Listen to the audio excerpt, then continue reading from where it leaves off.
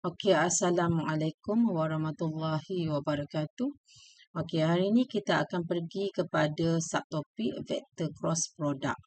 Okey, macam mana di sini saya akan bagi example dan macam mana cara kita nak mengira vektor cross product. Okey. Okey. Diberi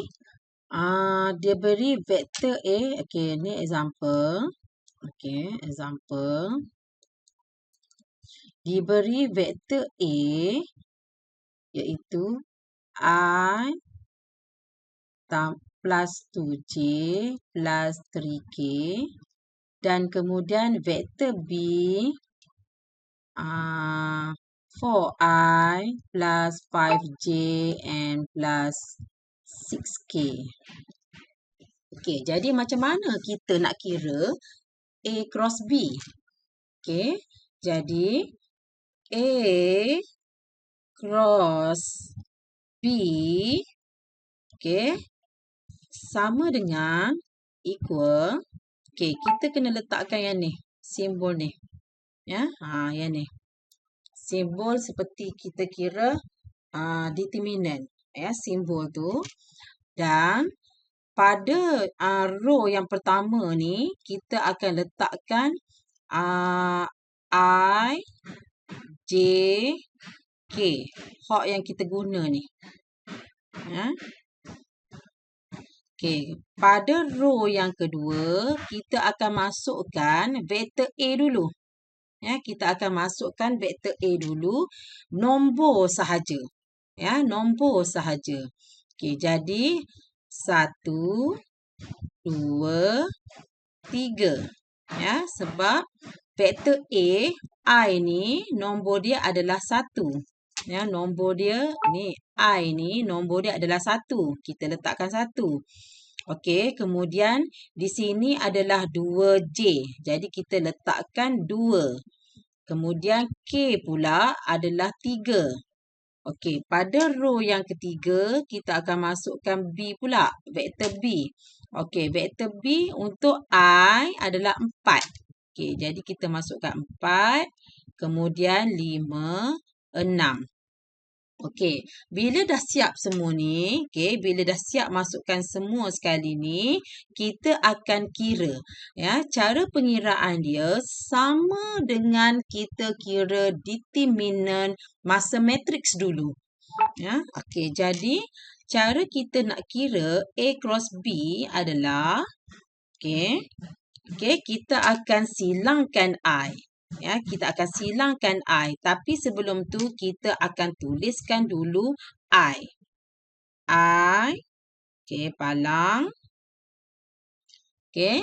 Kita akan silangkan I. Bila kita silangkan I, mana nombor yang tidak kena pada garisan grey, kita akan masukkan ke dalam petak yang ini. Jadi 2, 3, 5, 6. Kemudian diikuti dengan kemudian kita akan ambil J pula. Ya, kita akan ambil J pula. Kita akan ambil J. Ya, J palang.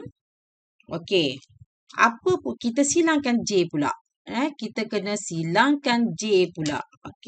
Kita akan silangkan J. Nombor yang tak kena pada garisan biru tu kita akan masukkan ke dalam petak ni. Jadi 1, 3. Sorry. Saya tukar color kejap. 1, 3 dan 4, 6. Kemudian kita akan silangkan pula K. Ya, kita akan silangkan pula K. Jadi saya akan letakkan dengan color kuning. Saya silangkan K ni dengan color kuning. Mana nombor yang tak kena pada garisan kuning, kita akan masukkan dalam petak yang ini. Ya, jadi 1, 2, 4, 5. Seterusnya kita akan kira. Tapi sebelum kita kira, kita kena tambahkan operasi. Ya, operasi. operasi tambah tolak tambah. Ya, tambah tolak tambah. Okey. Kemudian barulah kita kira. Okey, positif I. Okey, macam mana cara kita nak kira? Okey, kita akan kirakan di dalam petak ni dengan menggunakan macam mana cara kita guna macam mana cara kita mengira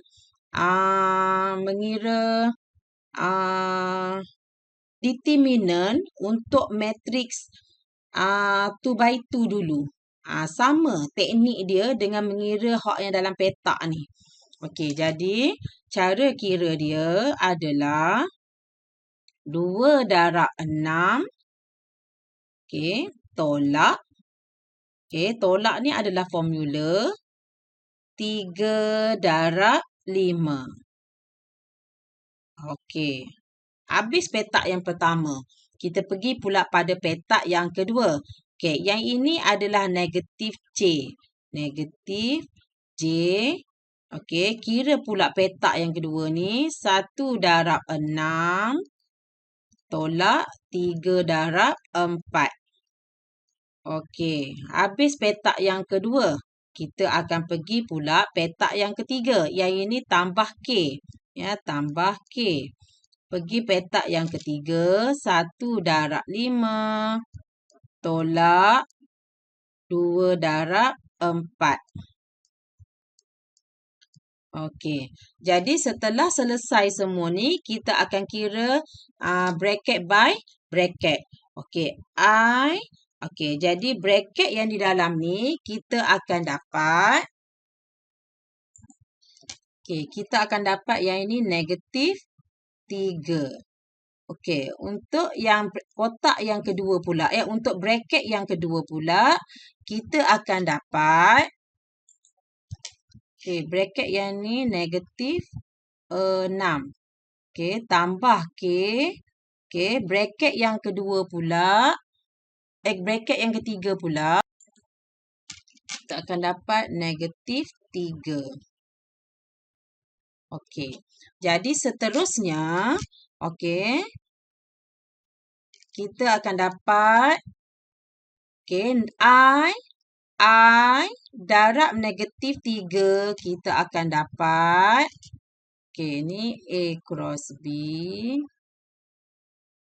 Okey, kita sambung sini I darab negatif 3, negatif 3I.